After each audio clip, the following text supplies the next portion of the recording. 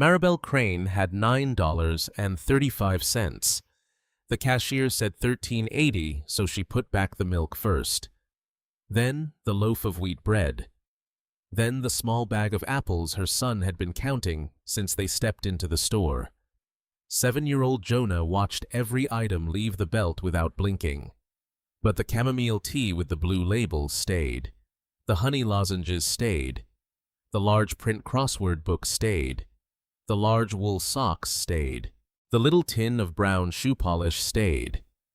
On a freezing Thursday night in Albany, a broke single mother had just chosen an old stranger comfort over her own children breakfast, and the man standing behind her forgot how to breathe. Gideon Vale looked at the items one by one, and the grocery store lights seemed to tilt above him. Any one of those things could have belonged to any old man in the city. Tea for sleep, lozenges for a cough, socks for cold feet, a crossword book for lonely evenings, shoe polish for a man who still believed shoes should shine. But all 5 together belonged to one man, a man Gideon had searched for across 8 years, 4 states, 6 private investigators, and every public record. A man who had vanished after one sentence Gideon would have sold his company to take back. The woman in front of him did not know any of that. She was counting coins with fingers stiff from the cold, trying not to let her children see her panic. Her coat was too thin. A sleeping 4-year-old girl rested against her hip, one mitten loose on her hand. The cashier, a tired woman named Carla, glanced at the belt, then at Maribel's face, and understood more than anyone had said. "I can take the apples off," Carla said softly. Maribel nodded once. Jonah looked up at her. "Mama," he whispered, "what about breakfast?" Maribel kept her eyes on the card reader, even though she was paying in cash. "We still have oatmeal, baby." They did not still have oatmeal. There was half a scoop left in a canister on top of the refrigerator. Maribel had planned to make it thin with hot water and cinnamon, so it looked like more. The total dropped. $9.35. Carla took the crumpled bills and coins, then slid the receipt across with careful kindness. Maribel reached down because Lily Mitten had fallen near the cart. As she bent, something slipped from the pocket of her worn blue coat and struck the tile with a metallic click. A pocket watch. Old brass. Round face. Clouded glass. A chain broken at one end. Gideon saw it, and the world lost all sound. There was a dent on the back. A shallow crescent near the hinge. He had made that dent when he was 10, dropping the watch on the school steps, while his father laughed and said clocks forgive boys better than men do. Walter Vale had carried that watch every day. He had carried it to work, to church, and to the dinner where Gideon broke his heart. Maribel picked it up, quickly embarrassed, and pushed it deep into her pocket. Then she gathered the grocery bag, took Jonah's hand, shifted Lily against her shoulder, and walked out into the snow. Gideon stood frozen behind the belt. After 8 years, his father had finally appeared, not in a file, not in a bank record, not in a hospital bed, but in the pocket of a woman too poor to buy bread in snowy Albany. To understand why Maribel Crane would leave her own food behind for an old man with no last name, you have to go back to the 2nd floor of a tired brick building in Albany South End, where winter pressed through cracked windows. Maribel was 29, though mornings made her feel older. Her whole life fit inside a 2-room apartment with a radiator that hissed like it was arguing with weather.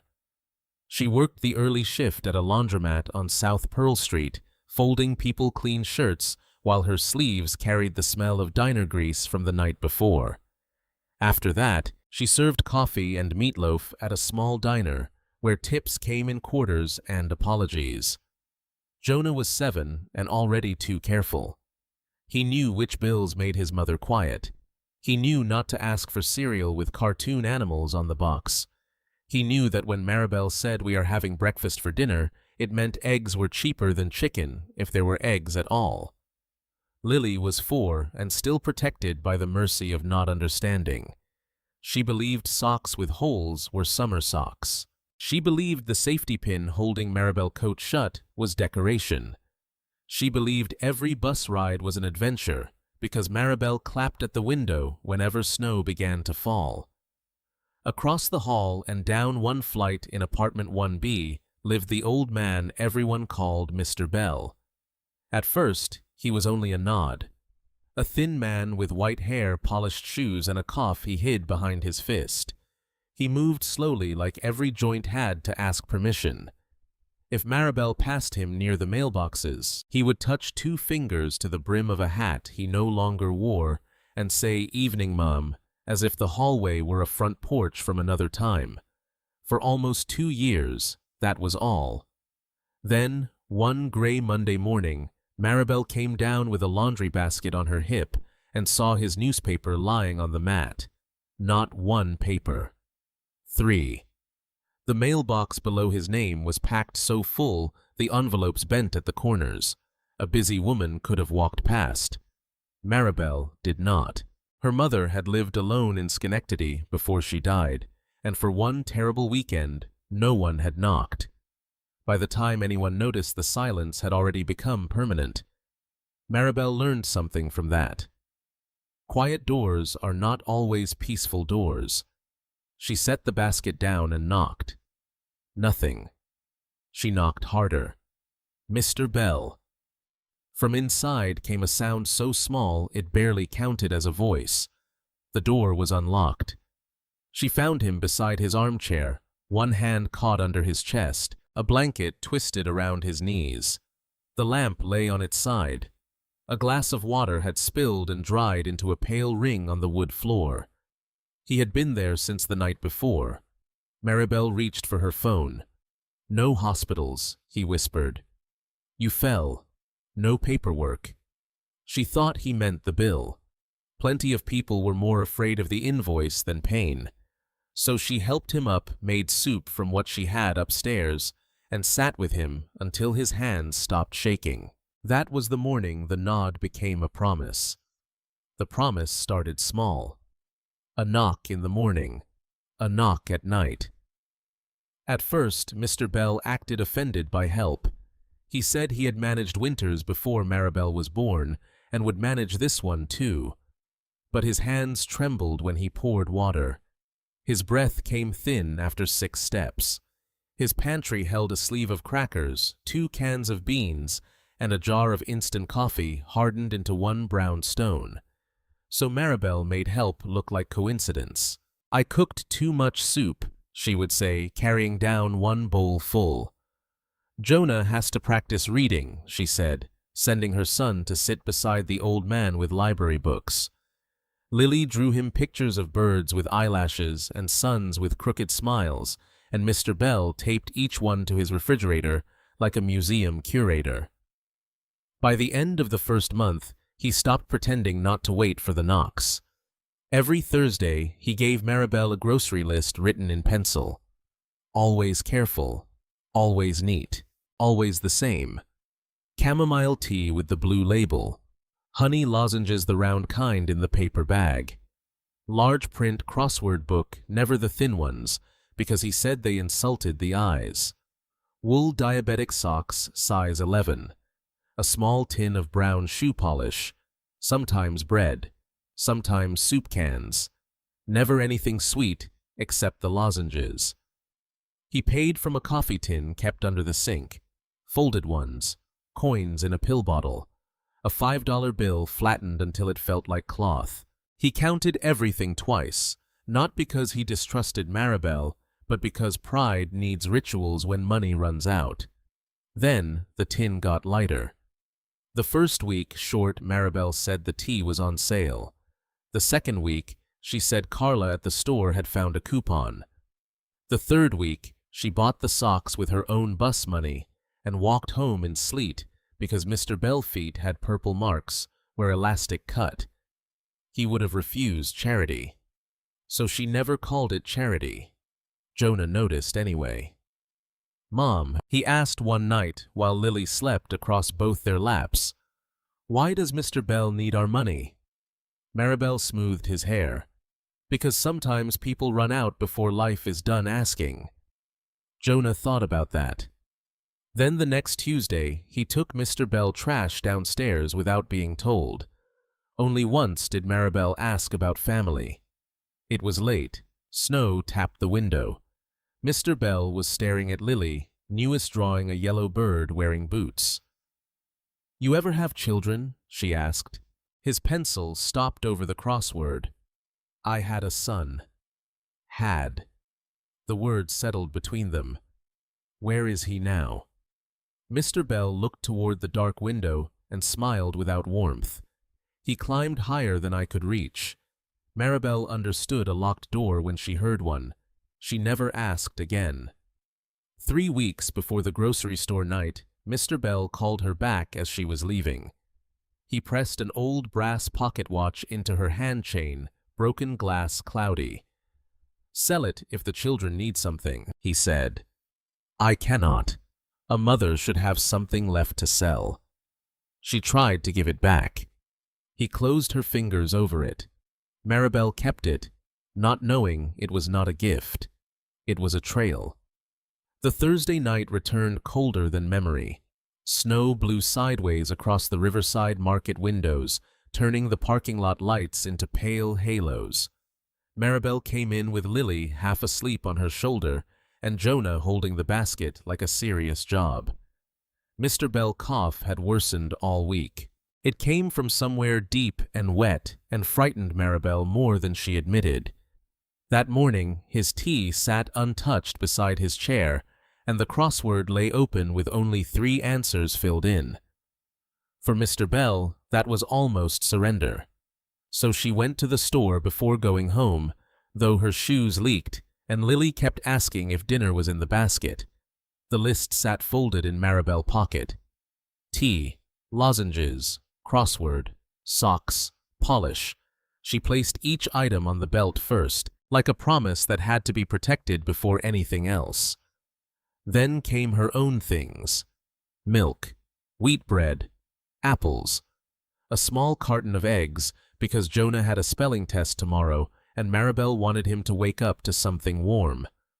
Carla rang it through. 13.80.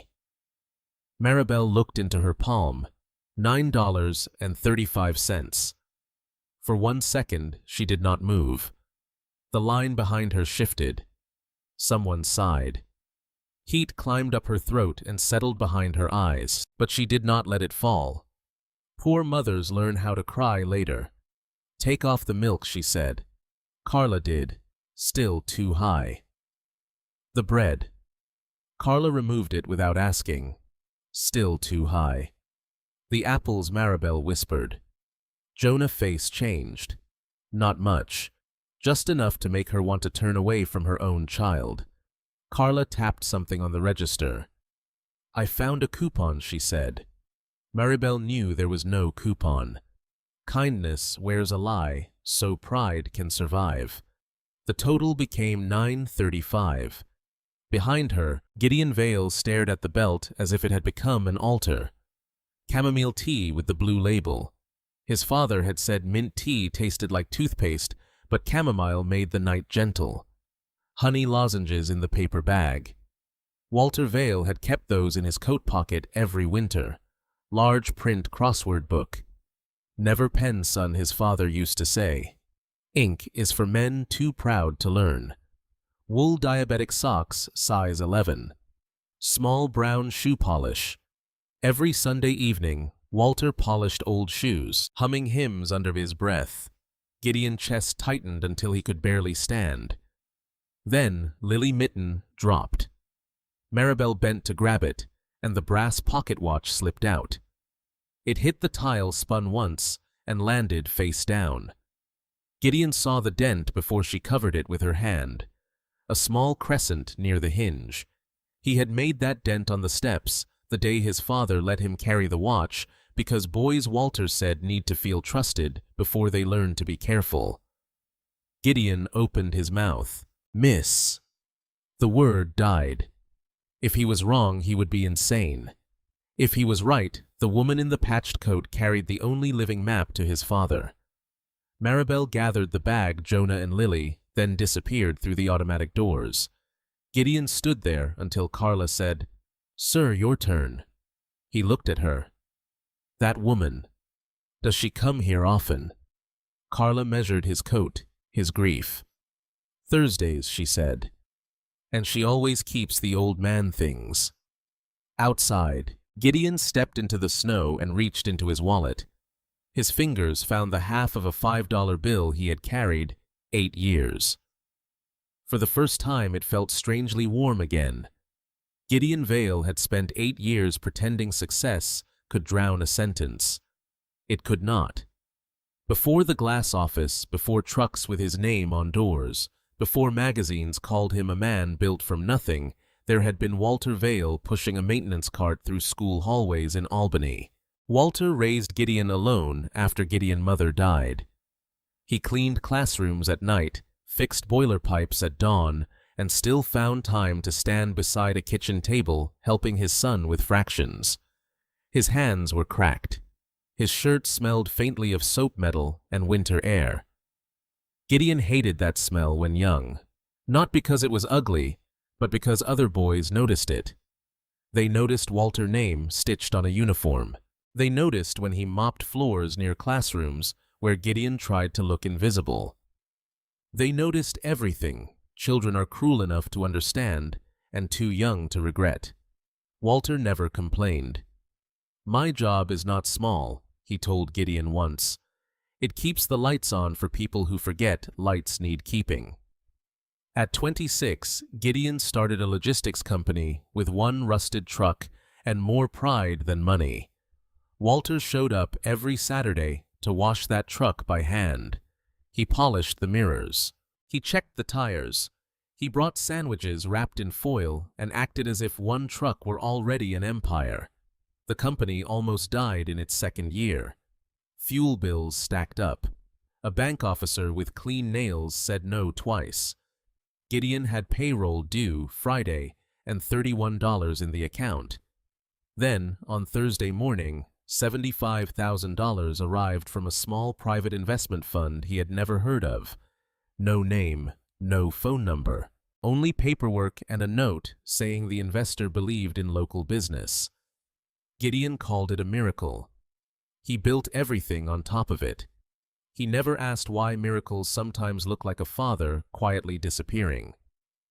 2 years later came the dinner that split the family in half. A downtown Albany restaurant, white tablecloths, investors laughing too loudly. Gideon in a new suit speaking carefully, hiding every rough edge he came from. He had even started using his middle initial on business cards because it sounded less like the South End. Walter arrived late in his church coat holding a grocery store cake with blue frosting. He had dressed as well as he could. His shoes shone.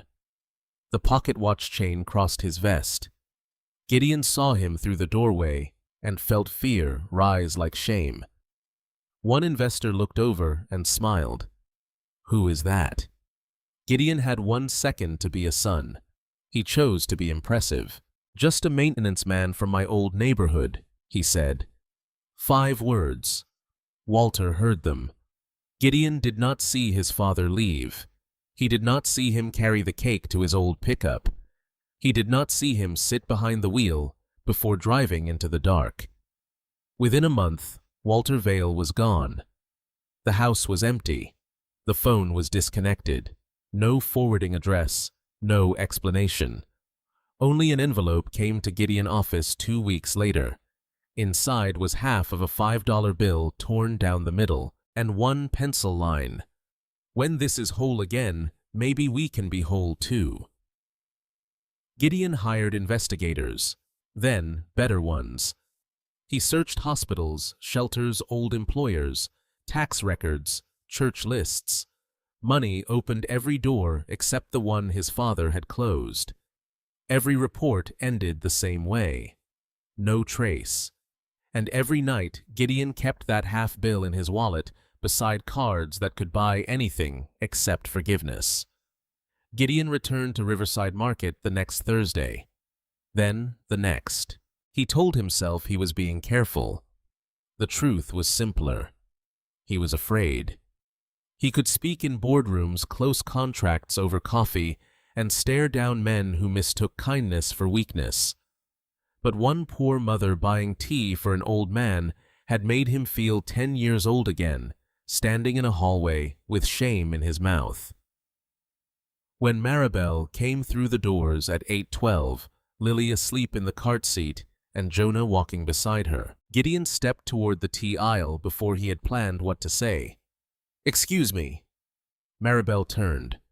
Up close he saw the tiredness under her eyes and the way her hand moved toward her children without thinking. "I was behind you last week," he said. "The groceries you bought. The old man you buy them for." Her face closed. "I do not know you. I know. I just need to ask about him." "No," she said. "I think he might be someone I lost." A rich man in a charcoal coat asking questions about a sick old neighbor did not sound like a miracle to Maribel. It sounded like a problem wearing clean shoes. "You need to step away from me," she said, and pushed the cart past him. Gideon let her go. The next Thursday, he waited outside by the newspaper machine far enough that she could choose the distance. Snow tapped against the awning. When she came out carrying 2 bags, he did not move closer. "I scared you," he said. She kept walking. "I am sorry." That stopped her for half a breath. He held his hands where she could see them. "Those things you buy. The tea. The crossword. The polish. They belonged to my father." Maribel looked back then, not trusting him, but listening. "He vanished 8 years ago," Gideon said. "I have been looking since."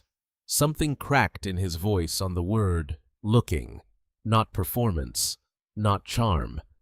A real crack, the kind grief makes when it has been pressed down too long. Maribel said nothing, but she did not walk away. Days passed. In apartment 1B, Mr. Bell cough deepened. It rattled in the walls at night.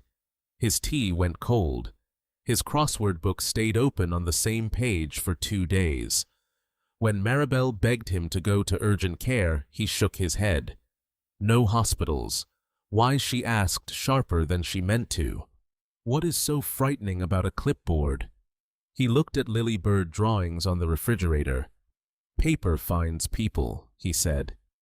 That Thursday, Maribel found Gideon in the parking lot and spoke before fear could stop her. "There is an old man in my building. Everyone calls him Mr. Bell. He is sick, and he will not tell me who he is." Gideon went pale. "Bell," he whispered. "What?" "My mother called my father Bell. He took out half of a $5 bill." Maribel stared at it. Then she thought of the coffee tin under Mr. Bell's sink and finally understood fear had another name. Hope. Maribel led Gideon through Albany South End in silence. The sidewalks were slick snow gathered along boarded storefronts. Gideon kept one hand in his coat pocket, fingers closed around the torn half bill. He had imagined finding his father in 1,000 ways. A hospital bed, a shelter office, never behind a peeling door marked 1B. Maribel stopped outside the apartment. She knocked twice, then once. Inside came a cough, then the scrape of a chair. A chain rattled. The door opened 3 inches. Walter Vale saw Maribel first. His tired face softened. Then he saw Gideon behind her. The softness vanished. The old man tried to shut the door. Gideon caught it with one hand. "Dad!" Walter flinched. "Go home, Gideon. Please. You should not be here." Gideon kept his palm to the door. "I have spent 8 years trying to find you. Then you wasted 8 years. The words came thin, but pride held them upright. Maribel stood against the wall, Lily asleep in her arms, Jonah gripping her coat. No one moved. Gideon's voice broke. "I am sorry." Walter stopped pushing. Gideon swallowed, and the apology he had rehearsed for years finally came out plain. I was ashamed that night, but not of you. I was ashamed of where I came from because I was too small to understand it was the only honest thing I had. I wanted those men to believe I belonged in that room. So when they asked who you were, I lied. I called you just a maintenance man from my old neighborhood, like your hands had not built every part of me worth keeping. Walter stared through the gap. You heard me, Gideon said. I know you did, and I have carried those 5 words like glass in my chest since the day you left. You can close this door after I say it. You can never speak to me again. But you are going to hear me say this first. I am sorry, Dad. I am so sorry. For a long moment, only, the radiator knocked. Then Walter said, You think that is why I left? The door opened. The apartment was small and dim. A blanket lay over the armchair. Lily drawings covered the refrigerator. Cold tea sat beside an unfinished crossword. Walter lowered himself into the kitchen chair and pointed at the other one. Sit down, son. The word son nearly broke Gideon. Walter reached under the sink and pulled out the coffee tin. His hands shook as he opened it. Beneath folded bills and coins, he lifted wax paper, then an envelope yellowed at the edges. You first, he said. Gideon unfolded the papers. A reverse mortgage on the house on Albany Place. Pension withdrawal forms. A lawyer letter establishing a private investment fund. The recipient was never to know the source. At the bottom, Gideon saw the number, $75,000. His mouth opened, but no sound came. The miracle, he whispered. Walter looked down. You needed it more than I needed a porch. You saved the company. I saved my boy from losing the thing he had bled for. You lost your house. Walter gave a small shrug. A house is walls. A child is not. Gideon bent over the papers. Why did you hide it from me? Because you would have called it debt. You would have dragged it behind you like a chain. Walter touched the envelope. Then came that dinner. I stood there with a cake 3 weeks from eviction wearing my best coat. I heard what you said. The worst part was not that you called me nobody. His eyes filled. The worst part was, I believed you. Gideon covered his mouth. I thought my son is finally climbing. If I stay, I become the weight around his ankle. So I did the last useful thing I knew. Walter unfolded the wax paper.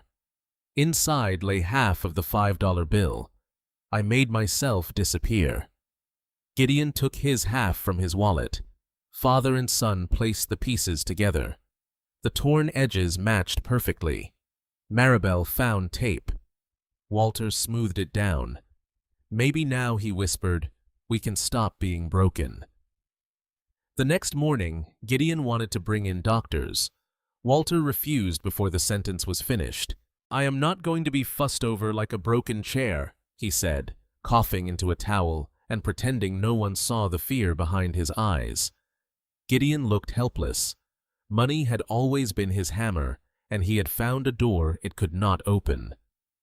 Then Maribel stepped forward. She sat beside Walter and took his hand, the same hand that had once folded grocery money twice before giving it to her.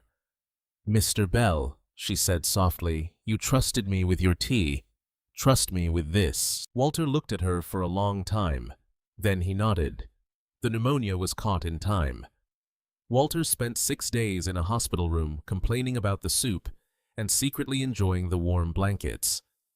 Gideon stayed every night in the chair beside him, learning the shape of silence when it no longer had anger in it. Weeks later, Gideon bought back the little house on Albany Place. Walter said it was foolish. Gideon said it was overdue. When restorers peeled back old paint in the hallway, they found pencil trucks rolling across the wall, crooked wheels and proud smokestacks drawn by a boy who once believed his father could fix anything. Walter touched the drawings and cried without sound. Gideon offered Maribel money. She refused before he finished. I did not knock on his door for a reward. I know, Gideon said. That is why I trust you with something bigger. So the Two Knock Fund began in Albany, a program for elderly neighbors too proud to ask and too alone to be noticed. Its only rule was written by Maribel. Knock twice, then once. Jonah got his apples back. Lily got mittens that matched. Maribel got one job instead of two, and for the first time in years, she came home before dark. Every Thursday, a table is set in the house on Elberon Place. Walter works a crossword in pencil. Gideon pours tea. Maribel laughs when Lily tapes bird drawings to the refrigerator. On the wall hangs a framed $5 bill with tape down the middle. Worth $5 at any bank. Worth a lifetime in that room. So call the person you have been avoiding. Knock on the quiet door. Tape it back together while both halves are still here.